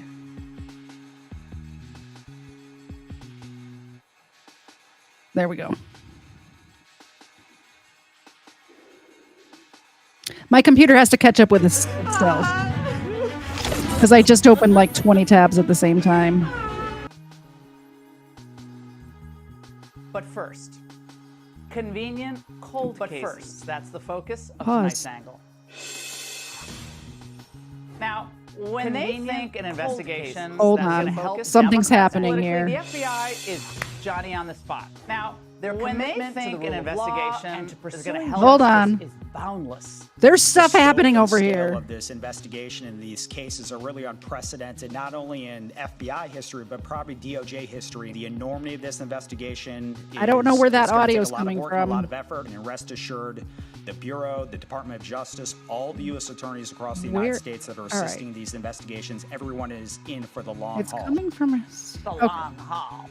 And now, even 2.5 years after Hold January on. 6th, the I don't know. FBI I don't know is if you guys still can even ramped hear up, that audio, but trying there's to audio arrest coming more from suspects, somewhere. Still asking the public for help in identifying the suspects that they have on their website.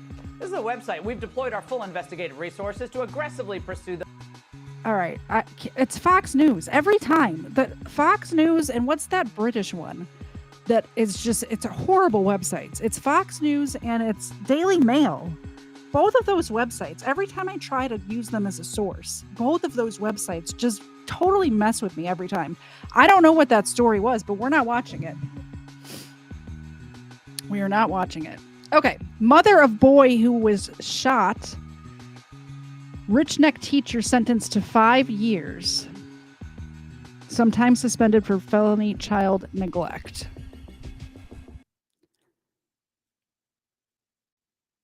A judge sentenced Deja Taylor to 2 years on a felony child neglect charge. She previously pled guilty in August. I think there are guidelines for a reason, and I think the guidelines were adequate in this case, and I just respectfully disagree with Judge Papil. Friday, the judge went above the prosecution's recommendation, ultimately deciding on 5 years, 3 years suspended, meaning Taylor will serve 2 years in prison. She also will undergo substance abuse treatment, psychological evaluation and therapy, and parenting classes. She also will have 2 years probation. In court Friday, Abby Zwerner, the teacher who police say was shot, read a statement about what happened on January 6th. She said she's had 5 surgeries and both physical and psychological therapy. She also said, quote, "I lost myself following the shooting." The prosecution said the boy was inpatient for 227 days, which points to severe neglect and trauma, which the judge pointed out during sentencing. I don't think that took into account her being the victim of domestic abuse, her mental health issues, and the substance abuse. Plus, there had been several instances when Newport News Social Services had intervened previously. Nobody helped her then. The school didn't help her. Taylor is currently serving 21 months on federal firearms charges. The 2 years she received Friday will be in addition to that 21 months. In Newport News, Ellen Ice, News 3. Just all sorts of stuff to make you mad on this episode. All sorts of stuff. Man convicted of murdering 2 sisters whose bodies were found under Rome Bridge. Oh, that's Rome, Georgia. Or maybe it's Rome. It says Alabama. Never mind.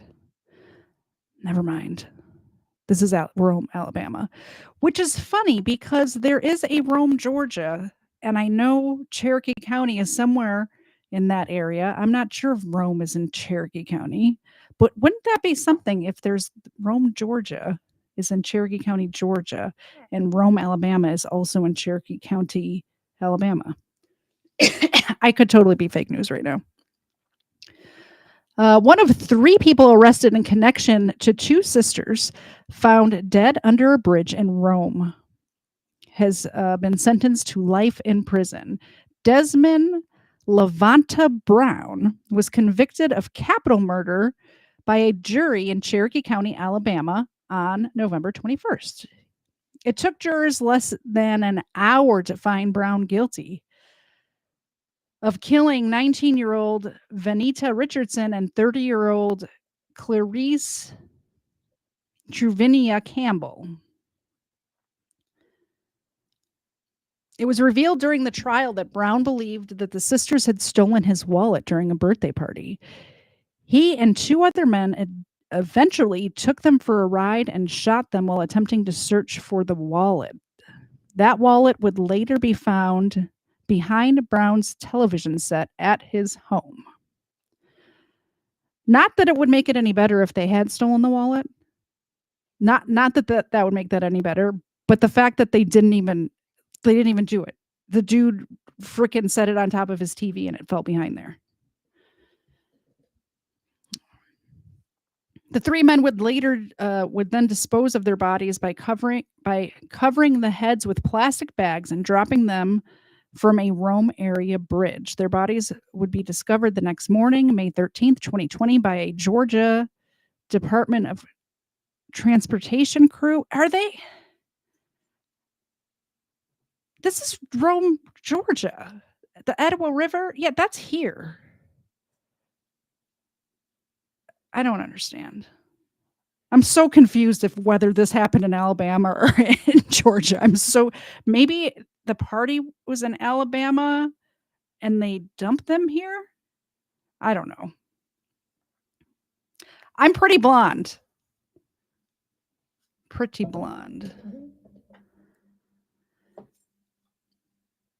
The bodies were discovered the next morning by a Georgia Department of Transportation crew on a bank under the East Rome Bypass Bridge near the bank of the Etowah River near Grizzard Park.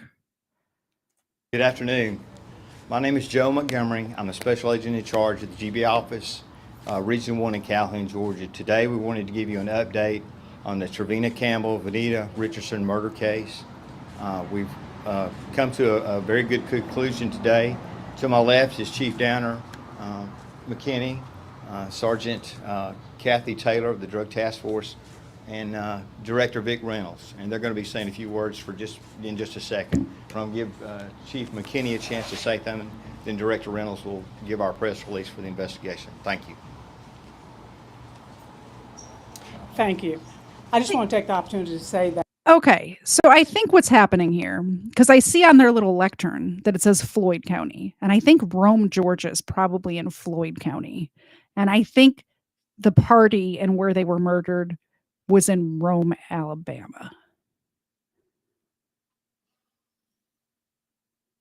I think that this has been a hideous crime in our city.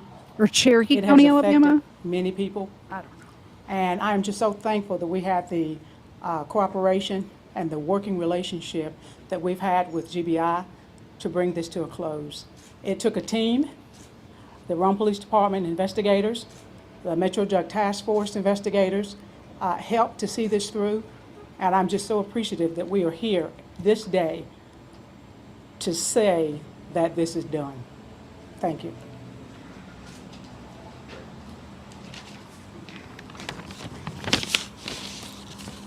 Thank you, and good afternoon. I'm Vic Reynolds. I'm the director of the Georgia Bureau of Investigation.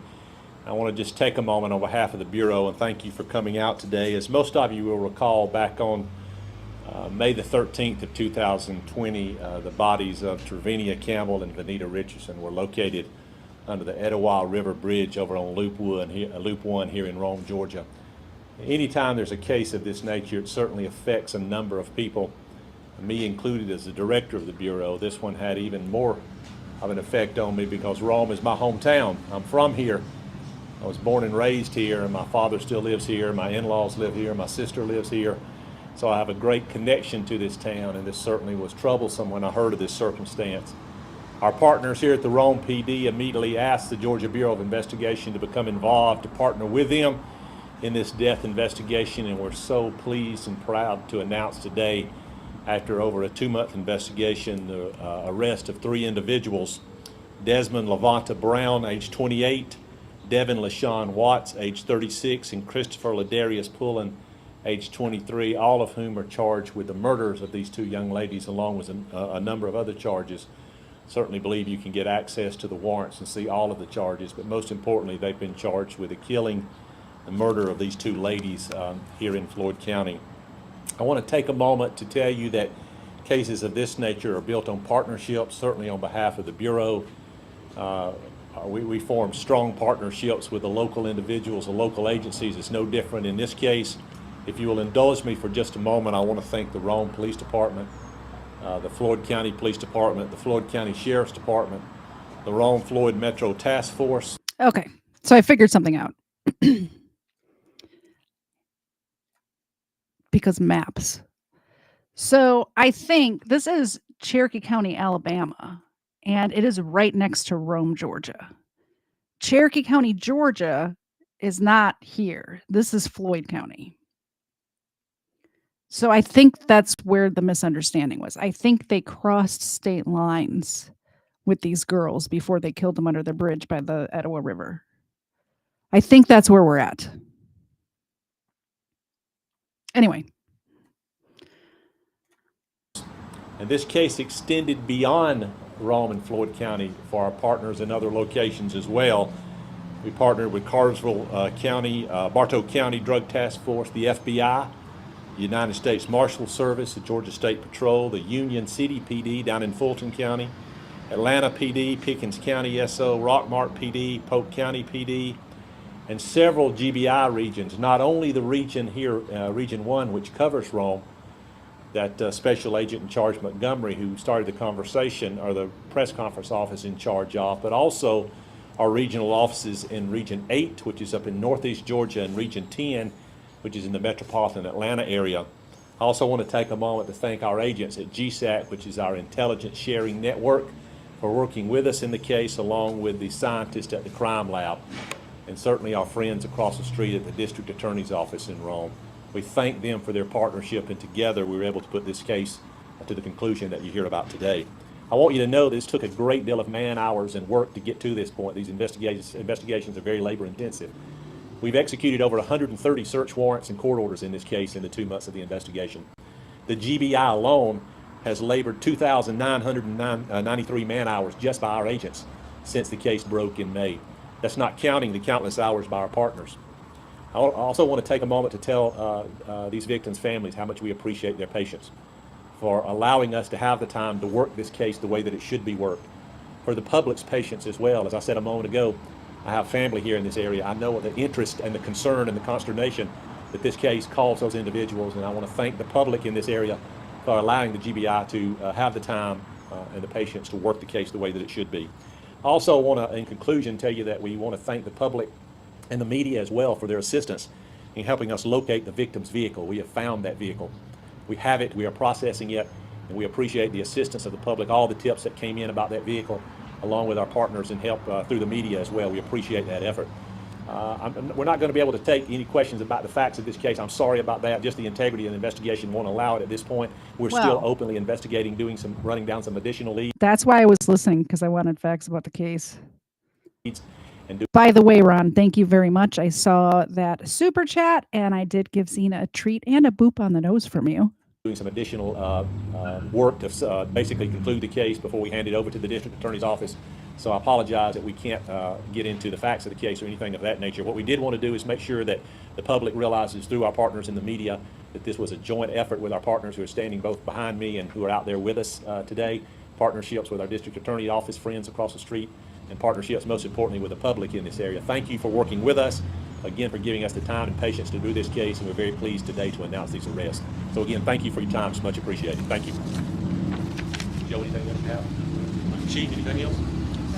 Director, can you at least say how they died? Were they stabbed, shot? Can you at least say that much? We're not going to release any information to the integrity investigation because it is still ongoing. We have so many moving parts, and we have other arrests to make. We'd like to just kind of hold that back on.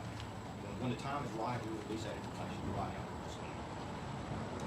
Let me clarify, so more arrests are pending. Is that correct? Yes, sir. Thank you. Thank you all. Appreciate it. Thank you.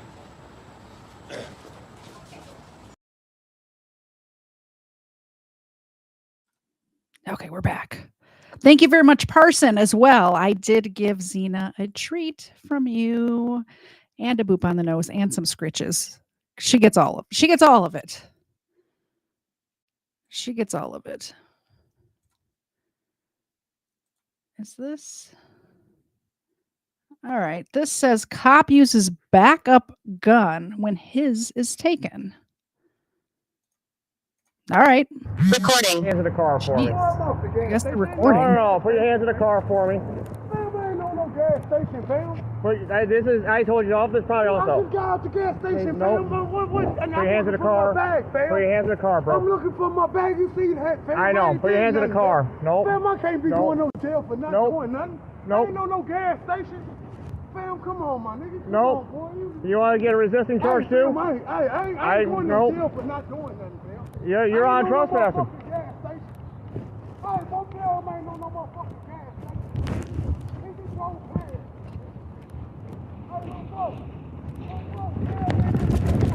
Come here. Hey, man, I ain't no motherfucking gas. Come on. Get on my property. Don't come back over here, Frederick. I'm telling you right now, you're going to go to jail. All right. The cop seems to be in high spirits. Just get off the property. Keep walking, Frederick. Off my property. Cop knows who he is.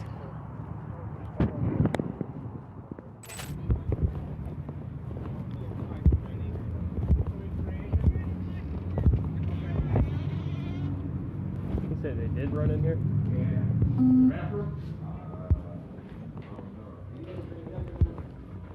We're at, this is Burger King?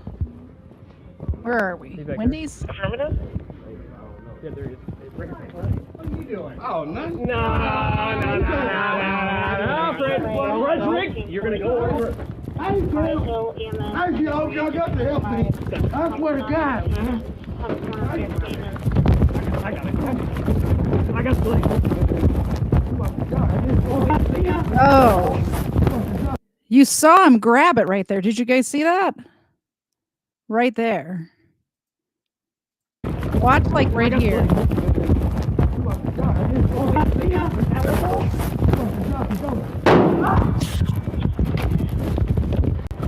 No.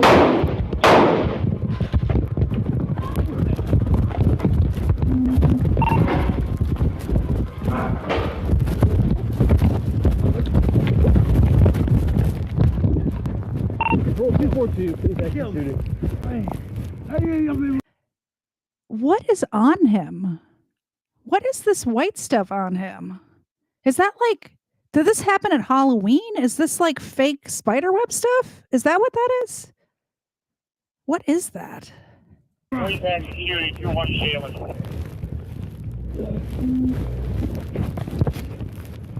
think it's fake spider webs. Yeah, I'm trying to get on your stomach. Bro. Sending body worn down in 20 seconds. Body worn down canceled. 2055 North Salem. See him right inside. Dude, a green jacket.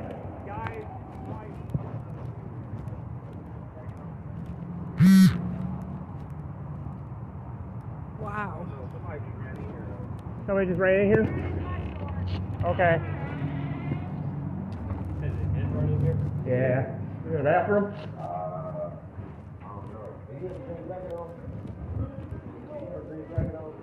So it seems like they were chasing after him and he went in here and tried to hide his jacket so he looks different. Hi, buddy. What are you doing? Oh, nothing. No, we're not doing that. No. You're going to go. Hey, y'all got to help me. I swear to God, man. Hey, man. I'm about to die. Is that what we're doing? I'm about to die. Ah!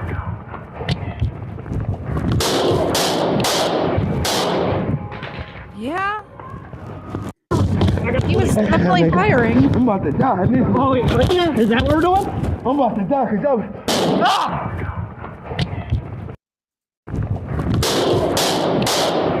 He's definitely shooting at the cop that's on the floor right there.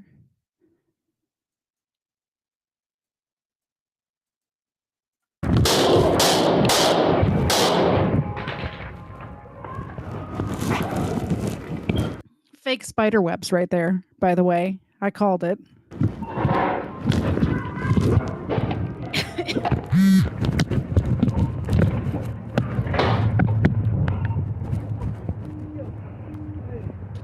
Police action security 21 Salem.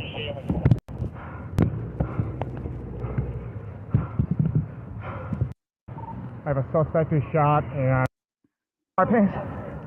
Well, dude, I drew. Is there? Look at that crowd of people. Look at all these people. I don't know if I'd be wanting to stand out there until everything was over. There's like 15 people coming out of the... Dude, every single employee. Is there anybody hit inside? Are you guys okay? You guys are okay? Okay. Okay.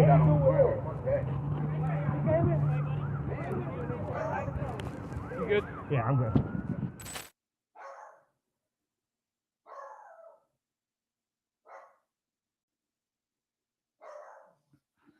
He grabs Officer Deem's service weapon. Officer Deem fires his backup fire. That was so quick for him to grab his backup firearm.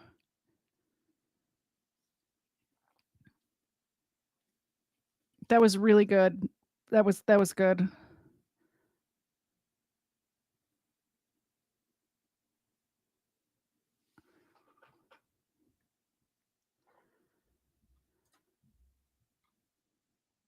What time is it? 6:19. I think I'm going to call it, guys. I think that's it. That's the show. Thank you for joining me. Casserole should be done here in about 20 minutes, but that gives me time to do the uploads and the downloads and all of the things that I need to do post-show and get some dinner. We're having a very nice chicken casserole that is in the oven now because I can smell it. I hope all of you have a great evening.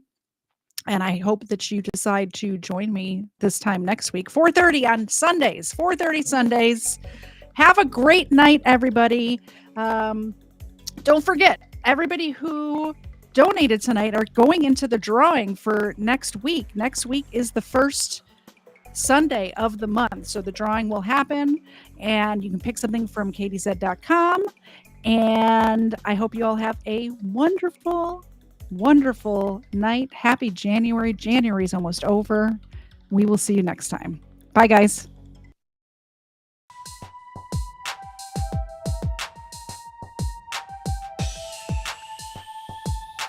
First Florida man was Hernando de Soto.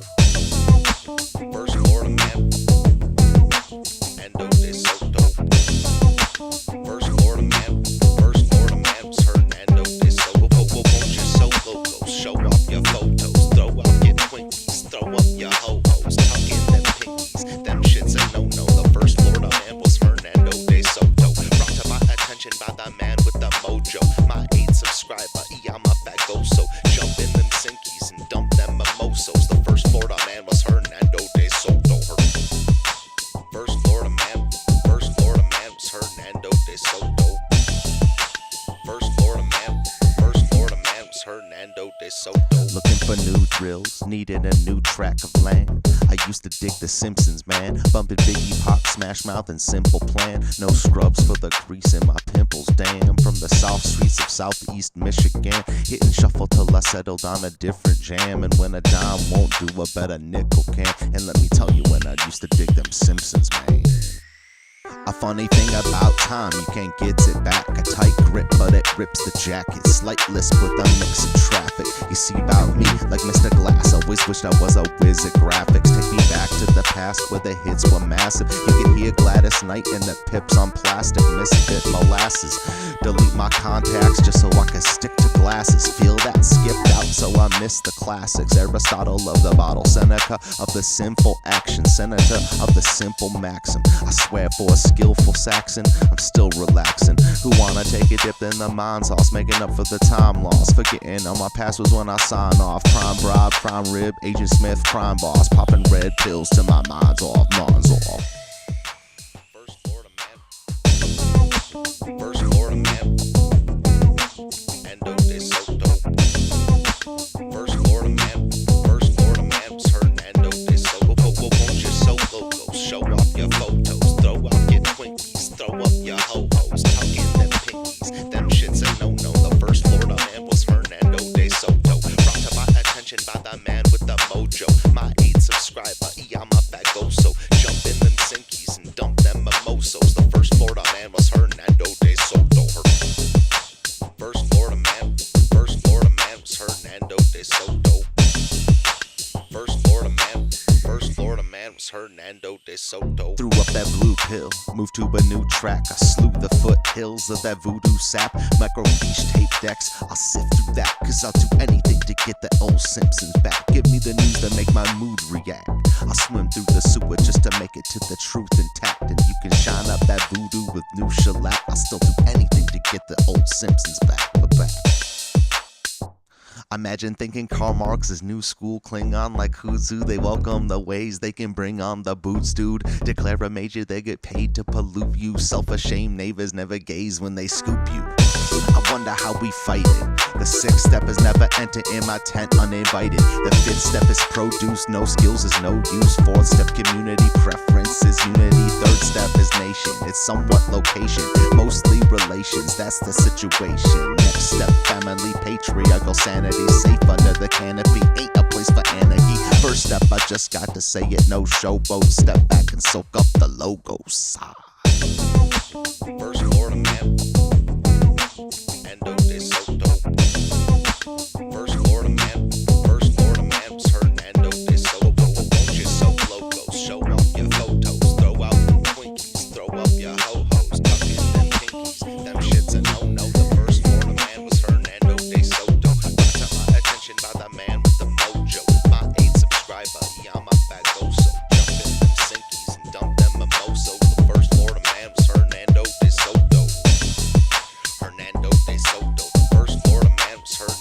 de Soto. Brought to my attention about the man with the mojo. My 8th subscriber, Yama Bagosa. First Florida man was Hernando de Soto. First Florida man